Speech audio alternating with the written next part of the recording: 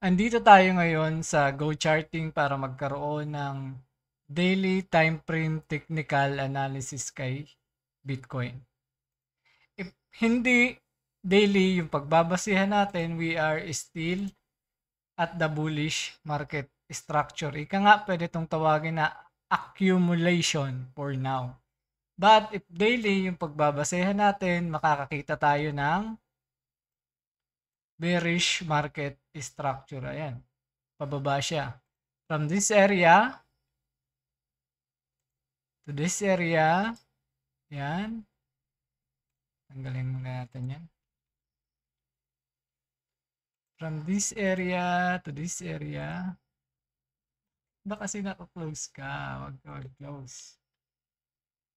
Tanggalin rin muna natin to. Para hindi tayo magulo. From this area to this area, gumawa tayo ng lower low, lower high, gumawa ng lower low, and gumawa ng lower high, gumawa ng lower low, gumawa ulit ng lower high, gumawa ng lower low, gumawa ng lower high, gumawa ng lower low, gumawa ulit ng lower high, tapos gumawa ng lower low, and gumawa ulit ng lower high, gumawa ulit ng lower low up to this area, tapos lower high, wala. And then, lower low naman, lower low, lower high, and currently gumagawa ng lower low.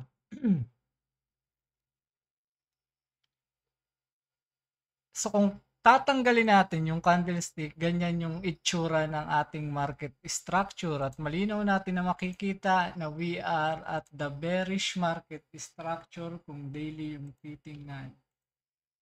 So kung pupunta tayo dito, babalik natin yung candlestick, pupunta tayo dito sa area na to, tanggalin muna natin yan. Pupunta tayo sa area na to. Alam naman natin na bibili or magbebenta yung mga seller kapag nasa premium area. So, from this lower low to this lower high, as you can see, malinaw natin na nakikita, dito sa area na to, malinaw natin na nakikita na yung mga trader ay nagbenta sa ating premium. So this is the discount area. Below this 0.5 is discount area and above this 0.5 is premium. Siyempre, simple lang yung rule. Buy low, sell high. So at exactly 0.75, ito talaga yung tinarget nilang area para mag-sell.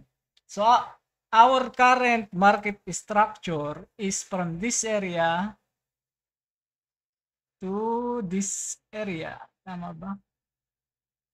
To this area at gumagawa tayo ngayon ng lower low.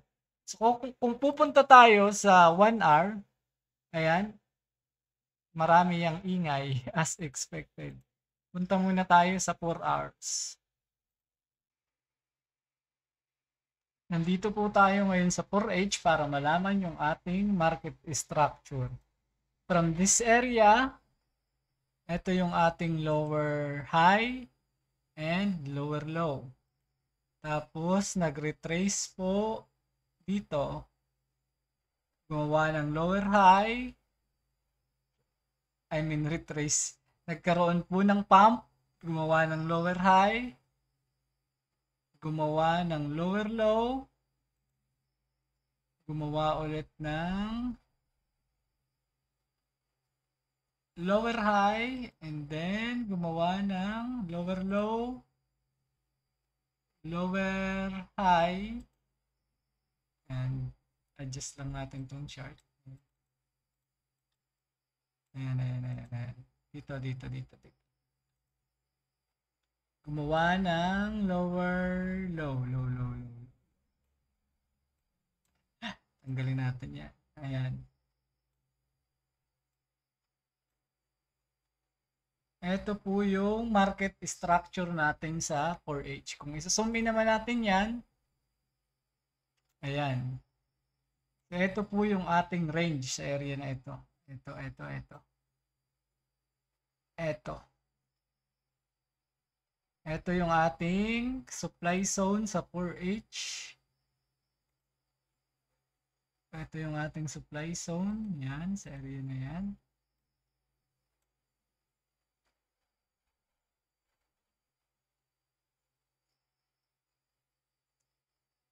Tapos, wala pa naman tayong demand zone dito.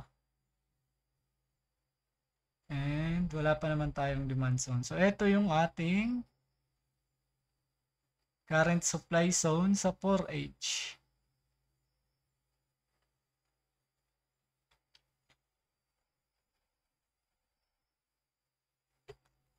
Tama. So, ibig sabihin, may possibility po na bumagsak pa talaga. I mean, yun po yung bumagsak pa talaga yung price papunta dito sa area na to kasi meron tayong change of character dyan, tapos change of character din dito. Ayan. Hindi pa po na-break, na-break na po yung ating current lower low.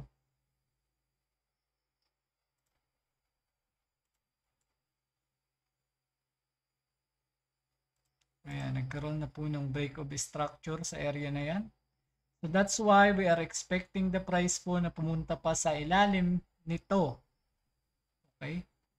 So as of the moment, ito yung malakas na support dapat, kaso nawasak na rin po. Nawasak na rin. So saan po yung sunod na tatargetin? Walang iba po kundi dito sa ating demand zone. So meron po tayong 2 possible scenario na pwedeng maganap dyan. Magkaroon po ng ganito, ganyan. If makakita po tayo ng ganitong market structure sa lower time frame, pwede pong mag-reverse yung price pabalik sa ating supply zone. So, ganun lang naman yung gagawin yan eh. Balik sa supply zone. Or the second scenario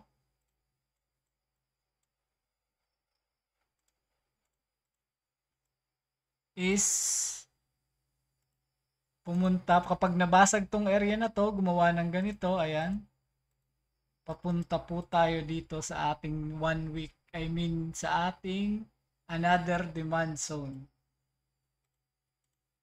So, as of the moment, dalawa lang po yung pwedeng gawin ng ating price. It's either kumuha ng liquidity sa baba nito, eto, mga liquidity po yan, i-kiss muna natin to. Kumuha ng liquidity dito, tapos itaas yung price, or ma-break na to at magtuloy-tuloy yung price dito sa area. So kung magti-trade po kayo, pwede po kayong mag-trade sa ating range. Ito yung ating range from 64 area to 50K area. Ayan, sana marami kayong natutunan. Maraming salamat. Hanggang sa muli. Ciao!